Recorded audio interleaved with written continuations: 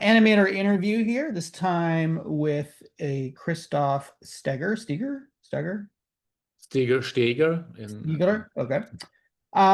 He is an animator and kind of works, I would say, more kind of in the art area. But is there any work that you think my students might have seen of yours? well, that good question. I mean, that depends probably. I mean, most likely, most recently, it's unlikely that you've if you came to an art space like the McAvoy Art Foundation in San Francisco, where I did a live performance, live animation with a Sure. choreographer and some musicians, that was about 2 years ago. But I have not, and but in terms of like films that were shown online or at festivals, that I haven't put out anything really since 2014. Used to make, I used to make work prior to moving to the US in the UK a lot. That was shown there. Okay. And I'm not, I'm not, I'm also, I'm not the kind, I will say that I'm not an animator who like works as a animator on larger commercial Right. films or productions. I'm really that kind of, artist animator who more or less does everything. I mean, I do collaborate with small groups of people, but Sure, it's sure. very much sort of like my own home cooked projects that I put out there. Yeah. Okay. So the first question I usually ask everyone, where does your love or interest of animation come from? Yeah, well, I mean, maybe the obvious answer is growing up as a kid. I grew up in Germany. I got to see a lot of animation, as a child from a Mhm. lot of, I would say, from France, Europe, Okay. Eastern Europe, the Czech Republic, Poland, a lot of those, children's productions of the 1980s Okay. that were pretty big for me. And then I wasn't really, I didn't have my mindset on like becoming an animator or going into animation. I think when I was around sort of 18, and it was about time to go to art school. At that Mm. point, I was really interested. I was interested in storytelling, um, comics, like underground comics, US Sure. underground comics were a big thing. And it was really then at art school, while I was studying illustration and graphic design, Mm. that one of my professors purchased, like at the time, what was like the state of the art animation computer, which was a Silicon Graphics computer, and it had Okay. a 2D animation program, and basically said, you can try seeing what this does. And that's Sure. when I sort of clicked, when I was like, oh, I can actually make my drawings move. And I tried Right. it, and I haven't looked back since. It was like, all right, Okay. that's yeah, that's kind of So it uh, sounds like you really got into the concept of like creating motion, right? yeah. Or sort of taking these characters or drawings and giving them like life. I always kind of joke that animators are like, we like to think of ourselves as minor level deities. Like, you kind of create this life and you make it move and, that kind of thing, whether it's like a character or whatever, some sort of abstraction or something like that. It's kind of the sort of the love of making something come alive, basically, as I like to think of it sometimes. So it sounds like you went to school for illustration and design, right? And then that's kind of where the spark kind of hits. Where do you go from there? Um, and that so oh, and this has been a long time, but so undergrad. So this was my undergraduate time in Germany. Mhm. I do consider myself quite lucky, having grown up in Germany, in Europe, where education is really quite affordable. Sure. And so after sort of, study, like being able to, discover things and experiment. I really, I put a lot of time in. I really had the space at art school in Germany to teach myself animation, to explore, to experiment. I made about three or Mm. four short films in that time before graduating, and then went on, applied for a scholarship with my work, and went on to get a master's in animation Okay. um, from the Royal College of Art in London. So it's Right. Yeah. like, it's a 2 year master's program, an MFA, where you're really encouraged. Ultimately, you end up making a sort of short 5 to 10 minute graduation film, Mm. which is where I discovered my interest in animation. At the time, I was very much a 2D animator. I was drawing quite traditionally. But I really discovered my interest in using animation to sort of tell documentary stories, like Okay. working with interviews, talking to people, recording conversations, and then building, kind of creating films out of those recorded conversations. That was kind of where I was at about 20 years ago. Mm. Um, and made a short film um, in graduate school that went on to be shown all over the world at animation festivals, film festivals, Oh, that's nice. documentary festivals. Was also shown on television in Portugal, and sort of off of that, I really was kind of sure that I mean I was pursuing what I was doing. I you know applied out of after graduating. So this was in London. I was based in London until about 2011, uh, Mm. where I was then also fortunate enough to apply for film funding. There was a kind of prestigious funding scheme that existed in the United Kingdom. It was run by Channel 4 Television. It was called Mm. Animate. It was one of the reasons actually um, why I was so attracted to going to study in England in the first place. In the UK was because they had, since the early 1990s, this like really generously funded scheme of commissioning short 10-minute, really quite artistic, experimental, exploratory animated content to be shown Mm. on public television on Channel 4.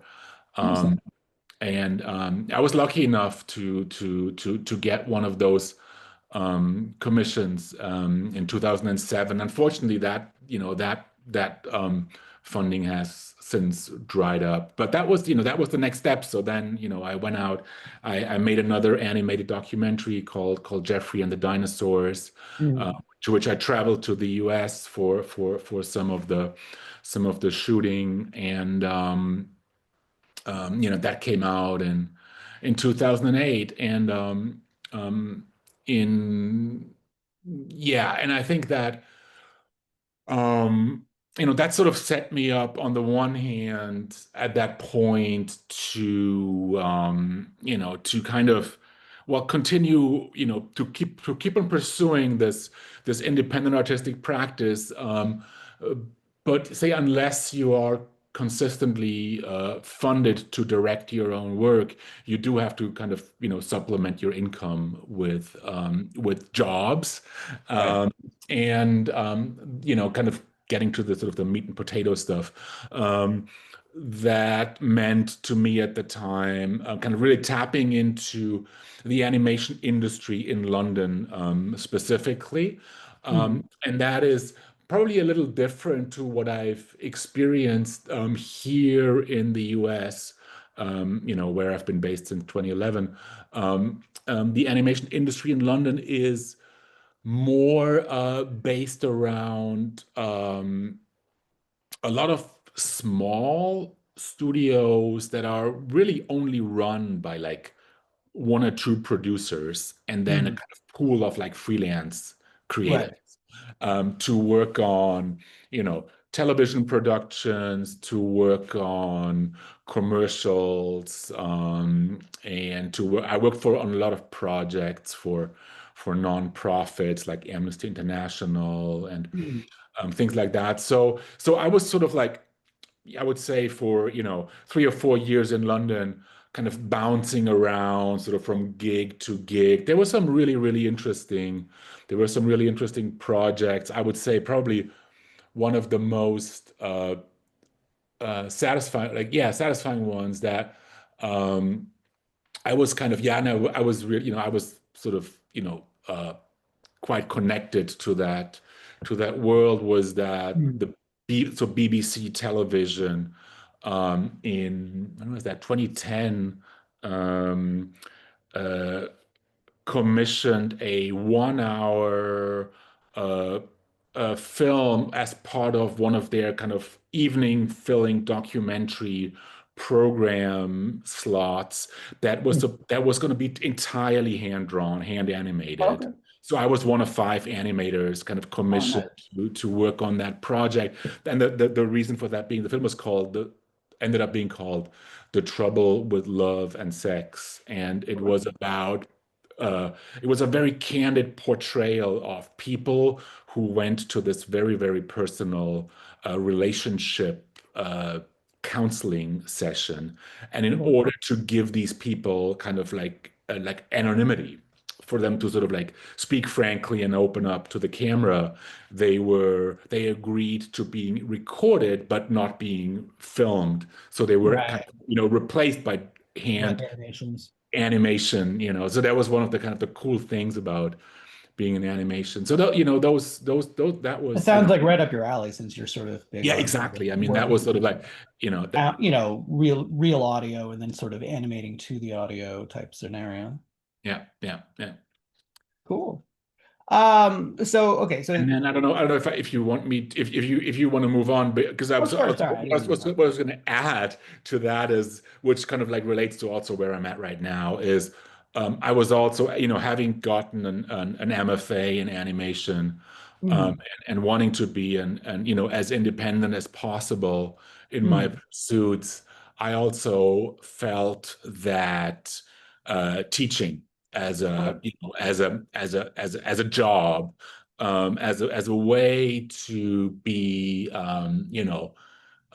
to share what I know, what I like, with young people and students interested in animation and becoming animators. I always felt that that would be, a kind of a field that would also keep me creatively engaged with the field and hopefully offer me some, kind of like, steady backing. And that's kind of how I ultimately, where I was while, in the UK, I was kind of like doing a lot of short project workshop teaching at various art schools in and around Sure. London. Um, and then sort of seized an opportunity to apply for a tenure track teaching position in animation at the Kansas City Art Institute in Mm. Kansas City, Missouri, where I kind of had, spent the first 3 years of after coming to the US until 2014, when there was a job opening for an animation professor at CCA, at the time in Oakland, now in San Francisco, which is where I've been based ever since. And so, teaching has taken up significantly more space in my day-to-day since then. But I do continue, to work on independent projects. Well, you mentioned that staying like independent was important to you. Why was that important to you? As a, I mean, like this gets into, I mean, my friend Arnie, I think, said in his interview when I did it, it's like you have to decide, do you want to be a cog in a wheel that's a much bigger project where it's like, my friend, he worked on Tron, but he only worked on like a very small subset or, whatever he did, versus he's done his own work, but of course that work is not as well known, obviously. So it's like, he's like, you either have to be a cog in a wheel or you sort of have to take on everything and then the chips kind of fall where they may. And so why was it important to you to feel kind to stay independent? Yeah. That's. I mean, it's a good question. I mean, I sometimes ask myself that question too. I think there's. I mean, on the one hand, maybe I think I'm stubborn by nature. And but I think it was really my kind of my trajectory of kind of discovering animation, being passionate for it, sort of like teaching myself, making my own films. It was really about discovering a medium that I felt like I could express some ideas, have fun with, show things, share it, and people responded and liked it. And then specifically going to a graduate program that was very much not about kind of technical learning, but about individual, like directing, Sure. writing, Right. expressing things. I kind of was set up for that. So that's also, I was kind of trained to some extent in that, into that direction. Mhm. And I also think that, I did, I was all, I mean, I think it really depends also kind of, I think how, like where you land and the people you meet and where you end up. I've had some, negative experiences, not in animation. I mean, in animation, my experience was it's a hustle. Like at Sure. times it is, it's not easy. It's not like, you know, so it is a hustle. I do know, I mean, specifically since, moving to California, I have met many people who have had very, great, long-term gigs at, Disney or Pixar, and I Sure. envy that kind of trajectory as well. But I've had some negative experience. Like, actually more in the live action documentary production field. Um, where yeah, it becomes hard when you're sort of kind of being told what to do, and then you still give your best, and then it's not good enough for the Right. person who's asking for it. um, so and I feel like that's something where yeah, I felt you know um, being independent is is the way to go. I do you know I do see in retrospect, sort of like looking back at the past 20 years of my career, there are also external circumstances that facilitate that at certain times. Like, being in the UK at a time where I was able to, get the equivalent of $20,000 to make a Mm. short film for a year. That is Right. a luxury that, I am, you just gotta have, Sure. and Sure. with that going away, parameters change. I do truly admire, specifically my colleagues in the US who have been able to, carve, continue, making independent short films basically on no budget. Sure. And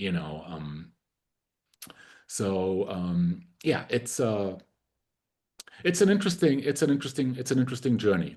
Um, and things constantly change as well in my experience. Sure, sure. Well, you mentioned kind of the hustle. Like, what are some aspects for a hustle for someone like you? Like, can you describe that a little more for my students who maybe not sure what that really means for them?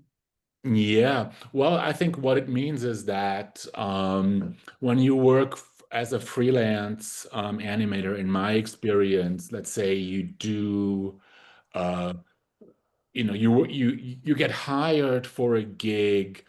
Um, let's say that's about making a 30-second commercial. Sure. If it's a commercial production, that usually means it is well funded by the commercial agency or whatnot. And so there is a budget there. You do get paid your good industry like daily rate. So let's say you are employed for 6 weeks, Mm. full-time work, but that 6 week salary will possibly have to pay your rent for 3 or 4 months Right. unless you are able to find something right away off the back of that. And then you end up in these situations where you can't say no. So Right. I've had times in my life, that was when I was, not yet 30, where I was working full time for a studio on a production. I get a call from a producer who's working for this like music band, Soul Wax, too many DJs. They need a live team of live animation animators to churn out visuals over the weekend in like, 3 days. Right, Um, right, right. and I'm like, I'm not going to say no to that because I kind of want to do that work and I Sure. need the extra money and I want to keep the connections. And so then sometimes you end up working two or three jobs at the same time and, don't sleep for a couple of days. Yeah, I think that's what I mean by the hustle because then there comes the dry spell and, Right. it's,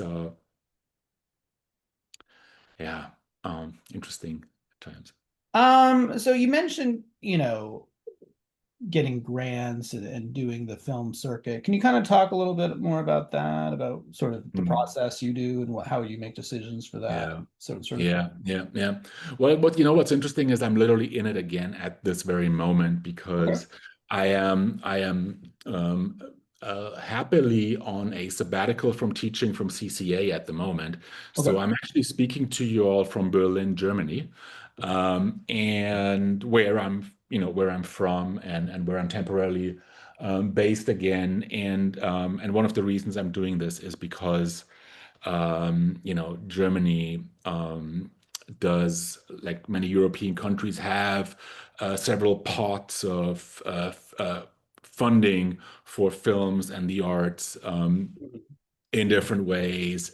And so, now I am, working on a kind of pre-production for a project that I'm sort of, like uh, pitching Okay. to funders. And so what that means in this very concrete example is um, the state where I was born, southern Germany, Bavaria, they Mhm. have a film funding both uh, uh, for film and for what they call creative audiovisual media. Um, Funding scheme. So there is a kind of an application on a rolling basis. Once every 3 months, there's a deadline where you can Okay. submit a proposal with some work samples, with the hope, of getting, some, production money towards completing it. So that's kind of what I'm working on right now. This is sort of similar. I mean, what it was in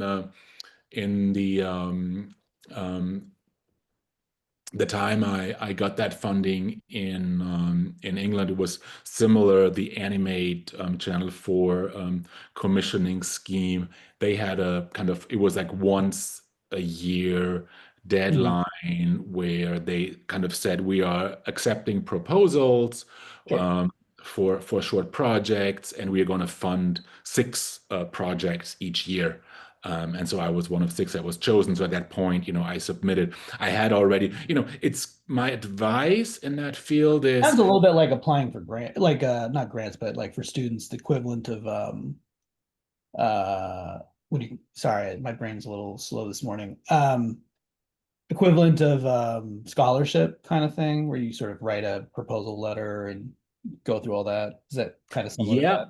a scholarship or maybe a portfolio for an Right, right. application for a program or something. Exactly. And my experience has been the more not finished, but the more developed your idea is, if you have Mhm. material to show, if you have a storyboard, if you have an animatic, ideally some, if they see that you're already invested in this idea, the more likely it is to get funded. Also, the more kind of an idea, I think the people that sort of like, sit on the money Sure, sure. do that. And then also just to kind of like add to that, but I've had other experiences as well where specifically on more creative art projects where there wasn't sort of like a concrete sort of funding scheme that was there, where I was just like doing research. I looked Mhm. into where am I realizing this project, and who in that area, or is known for supporting art projects, and that can be like foundations of banks or the local Lions Club or something, like Sure. it, like, it's 500, euros here or there, and that sort of, it helps. Right, right.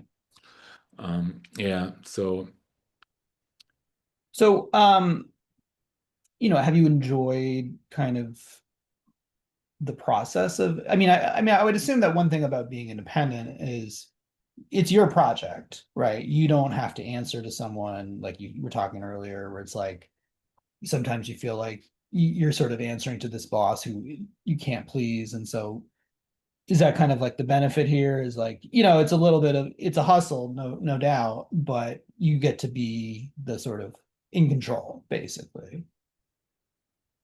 yes, I would say, but it Mhm. again depends on the specific circumstances.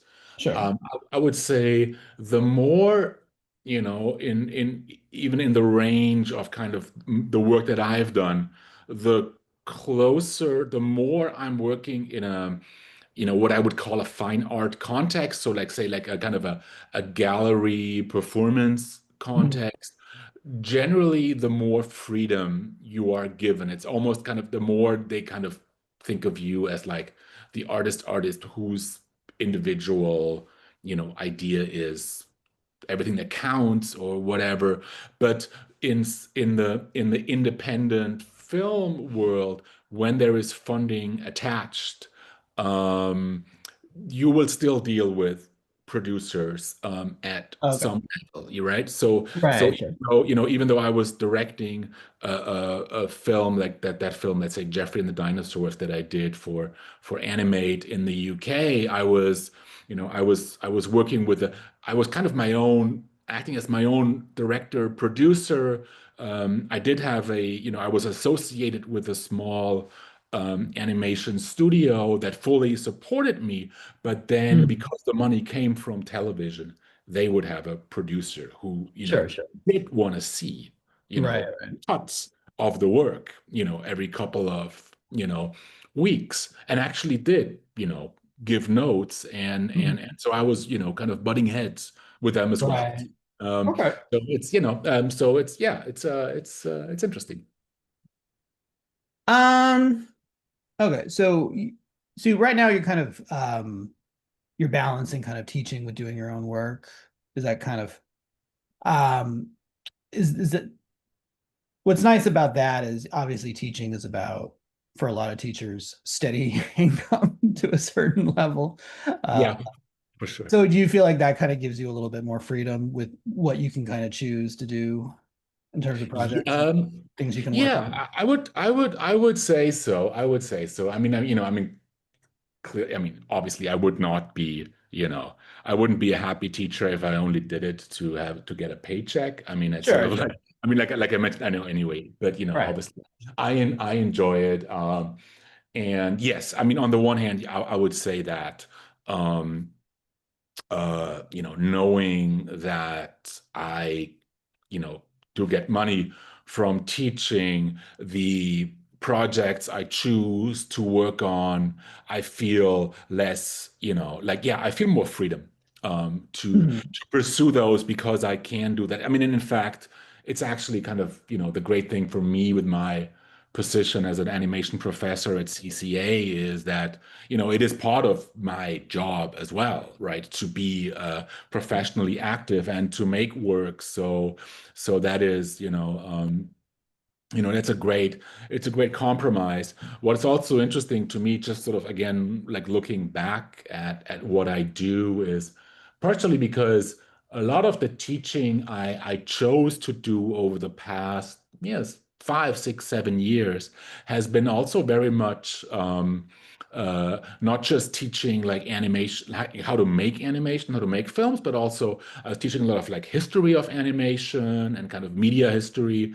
So I've become also very interested in the sort of like historical and theoretical part Mm. of animation history. And I write a lot. Like I'm just also been working. I just published an article in a book that's going to come out Oh, on wonderful. animational journalism. So writing from the experience of animated documentary, and I'm researching on you know possibly, hopefully, this is part of my sabbatical project right now, also writing a book. So I also go to like animation, like conferences, like where academics talk about Right. animation and share and give presentations there. And I think that was also kind of more and more coming out of just being kind of like in art school, in teaching, in the sort of theory part that that kind of brings me a lot of joy as well. So Mhm. I've always been kind of like nerdy in that sort of like theoretical part as well. So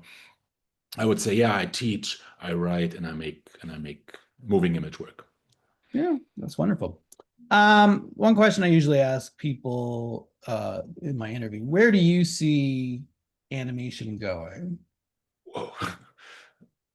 Um, yeah. Well, I mean, so first of all, I want to see where have I seen it go Sure. already since I started, which has been actually kind of really, interesting because, I would say that um, the same year that I graduated from my MFA, being Mhm. kind of stepping out into the world, kind of educated as an animator. It was the same year that YouTube launched, and Right. it was also probably the year that MySpace started, or maybe it had started a year before. So what I'm saying is that like the internet has fundamentally changed the way that animation is being shown and distributed in the Sure. world, which has resulted in the fact that I think when I was younger, animation was much more still kind of it was well known, but it was its own kind of small discipline. It sort of like existed, I don't know, like in cinema and television as its own kind of area. But I would say that like animation has just kind of like flooded visual culture in all of its aspects, like through digital media, through the internet. Um, Animation is just it's just everywhere. And so I think it has already, kind of, I think, changed the way that people, especially like young people, experience and see the world. Yeah, I have two children, they're 6 and 12, Oh, and wonderful. and like my oldest son especially. I mean, I would say he's probably looking at animated images like in terms of like Roblox at the Sure, moment, yeah. Actually, like one of my students the other day, I day talked in, about yeah, why they got into animation, and one of them said that, "Oh, I started animating in Roblox," and I was like, "Oh, I yeah, didn't know you could do that." So yeah. yeah, it's interesting where people get their start or their sparks their interest. Totally. And I'm also like, since I'm so interested in that, like I learn so much from my son. Like I'm like my own work is going very, very much into like, you know, I treat animation much more like video games now than I would have ever thought I would do. Like I When you say do. that, do you mean like more interactive or okay? More, yeah, yeah, more interactive. I'm using motion capture, Oh, real-time okay. So kind of game the technology. engines. Yeah, I get it. Technology changes how it's being Sure. done. And so, yeah, I feel like that's sort of where we're at right now. I mean, there's also a lot, of course, there's a lot of talk about like how AI is going to change the nature of animation. I I think have we're my own thoughts on that, which I think what I'm not, I mean, when there's new technology, it'll always be involved in some way. And I'm sure in the future, people will use AI to do things, especially with certain animation programs. But I think the fear of it replacing people to the wit is not from my own research, and I'm a programmer and my own understanding of yeah, of yeah, large language models, like that's yeah, not really founded. yeah. Like, because I'm where the technology is, I'm not what it can do now that's kind of where it is. And it will get a little better, but not like to the point where it's like you can just spit out a Pixar movie. You know what I mean? Yeah. Like, Yeah. yes, it can Yeah. animate like a sort of a weird fever dream for 10 seconds, but Yeah. Yeah. and that might be good in short form. But Yeah. if you want to Yeah. have a more consistent story, Yeah. that may not be the tool that you use for it. You know what I mean? Like it'll have its uses, and I'm not saying like AI won't be used in any form in terms of animation, but I think when I talk to people, I get this fear that everyone thinks their job's going to get replaced, and I'm like, no, I think that might what I see it as is kind of like what happened in the 90s, where it was like you went from everyone, even my friend Arnie, who really had trouble transitioning to computers. It's like you went from cells and, Yeah. Yeah. cameras to everything now being through Adobe or whatever it was. And I think that's kind of where we might be right now. It's like, it's going to take some years to figure out what it can do and what it can't do. And, in the future, instead of changing the colors in Photoshop or Illustrator or something like that, you'll just like tell AI and maybe AI will change the colors for you, but it's not going to like do the entire story or do the entire start to finish, is that's my prediction Right, right. personally. Or if it does so, it will do it kind of derivatively based on what existed And it can before. only do it for very short periods of time, like Yeah, 5 seconds or 10 yeah, seconds, yeah, yeah, be yeah, yeah, able yeah, to yeah, like yeah, make a consistent hour long or whatever. And, yeah. Yeah, yeah, uh, yeah, I'm totally with you on that on that as well. I feel like it's like it all reminds me as well. I don't know. There was not too long ago. I think there was so much in like animation faculty meetings at CCA. There was so much talk about like how VR is going to change yes. so how we make films. Does anybody remember that? I've Like gone through two iterations of VR. I studied VR when I was in college in the early 2000s, and then right. I actually taught it last semester. But it's like then Meta brought it back, and then now everyone forgot about it because Yeah, everyone's like, "Oh, the." It was funny to me because all of the problems people were talking about why the whole Facebook metaverse didn't. I'm like, we knew that back in 2004. It's yes, the technology got a little better, but like if you're gonna put out a $500 headset that gives people, headaches, that didn't go away. You still can't, everyone in the world can't afford a $500 headset just for fun. Like some people can, and there's a market for that, but not right, enough. Like, right, right. Yeah, and it yeah, still gives people headaches. I'm like, that yeah, problem was, we had that problem back in 2004 and it didn't fix. So, yeah, yeah. I mean, technology is great. And I don't want to seem like I'm anti technology, but it's just sometimes it's like, I think things are overblown and for various reasons or people have fear or they there's a hype train and then sometimes people will use it Right, to do some exactly. interesting stuff, but sometimes it's overblown about what Yeah, exactly will happen. yeah, yeah, yeah. Yeah. So on that note, yeah, I guess to sort of like get back to the point of like where do I Sure. see animation going? I feel like yeah, that's like um I also go along with that notion that like animation will it will keep uh growing in interesting in interesting ways. Uh, Mm.